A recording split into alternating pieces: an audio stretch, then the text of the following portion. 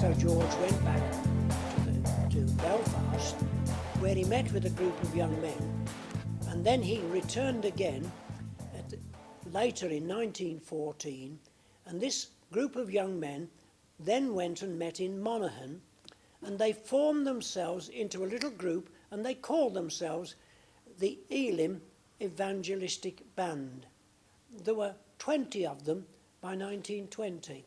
They were all on faith lines, and God blessed them in a most remarkable way. Just imagine starting a group that would become a religious denomination in 1915, when the First World War had just broken out. Money was very tight. The sheer audacity of their faith, that they went into towns and opened up. Remember that they were starting a Pentecostal group, and there was a great deal of opposition from all the major churches, from the denominations, from all the major leaders were speaking out against them. God honoured the faith of these men, young men that they were. Some of them were 17, 18 years of age when they started.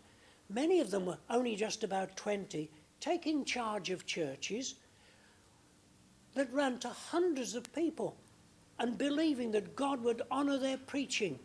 Not only that they would be able to keep the people that God had given them through George Jeffreys' ministry, but also they themselves saw converts as a result of their own ministry.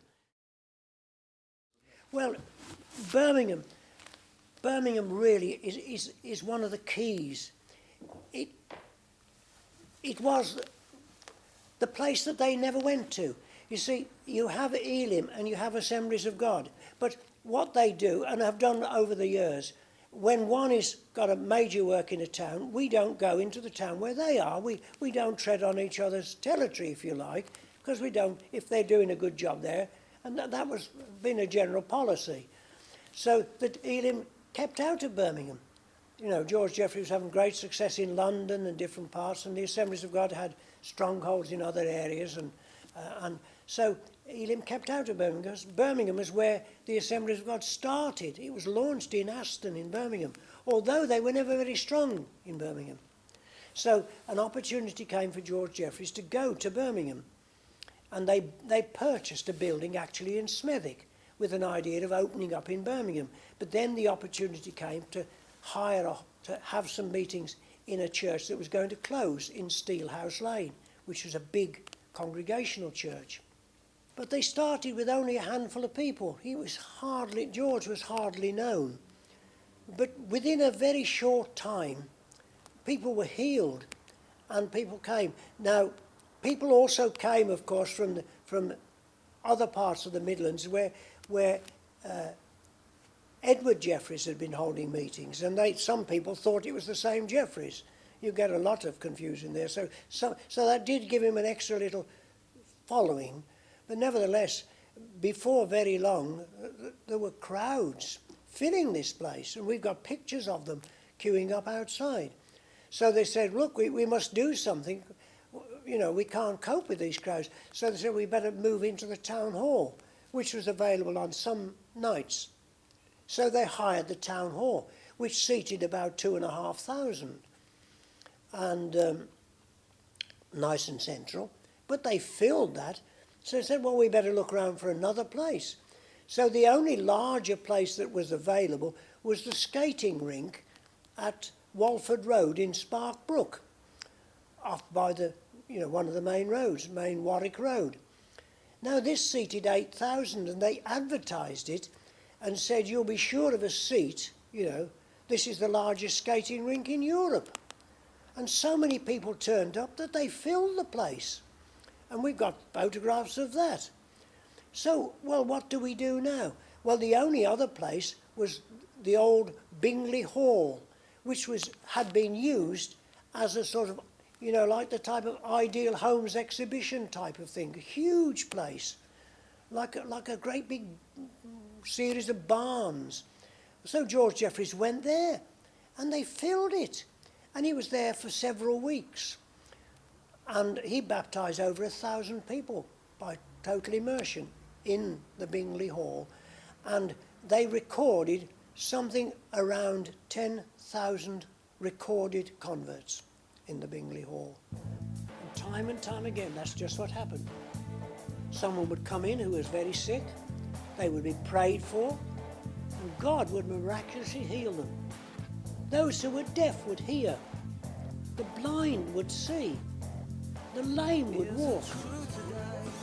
Some of the miracles were absolutely unbelievable. With the fire of God and the truth in Him, we'll see miracles. Many young people were converted. You can imagine George Jeffreys going into a town like Halifax, for example, and going there, and these mill girls telling each other, "You want to come and see what's happening here? Miracles are taking place before our very eyes. We're seeing for ourselves how the people who have been deaf and dumb are speaking. People who've been lame. A man who is prayed for, who's lame, suddenly leaps into the air with a shout and runs around the hall shouting, 'I'm healed, I'm healed.' Or a man who's got a great big hump on his back, hands are laid on him and the hump just disappears. And the man who is living in the town of Swansea goes along to the local newspaper office, who know him very well, and tells them what's happened, and they testify to the fact that they've observed the difference in this man. And the man later on becomes a minister in the Church of the Nazarene, and a very respected one at that. God moved in miraculous ways in those days, and God is still the same. These young men, themselves converts of George Jeffreys, themselves saw others converted through their ministry, so that they fed on to the next generation. It's an exciting story, and we say, Lord, what you did then, you can do again. God's not changed. Our times have changed, but God is the same. And the God who blessed these young men and young women who started way back in 1915 and through 1925 and through the 30s, God is the same. For our generation, God raised up a generation of young people to see God moving again. God buries his workmen, but he carries on with his work. Amen.